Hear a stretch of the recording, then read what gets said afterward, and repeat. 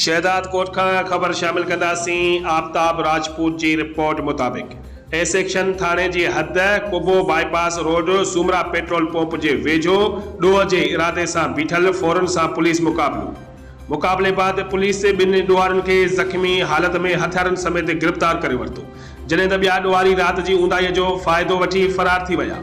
गिरफ़्तार ॾुआरनि जी सुञाणप अब्दुल खालिक तुन्यो ऐं सूमर बोजाणीअ तौर थी, जेकी बलोचिस्तान जे इलाइक़े सैफाबाद जा रहायशी आहिनि। गिरफ़्तार ॾुआरनि मुख़्तलिफ़ थाननि जे पुलिस के संगीन केसनि में घुर्बल हुआ। मुख़्तलिफ़ थाननि ते दर्ज लूट मार समेत 5 खां वधीक संगीन केस दर्ज थियल आहिनि। ॿिन्ही ज़ख़्मी ॾुआरनि खे इलाज लाइ शहदाद कोट इस्पताल आंदो वियो। इलाज खां बाद पुलिस ॿिन्ही ज़ख़्मी ॾुआरनि खे पंहिंजी हिरासत में जेल में बंदि करे छॾियो।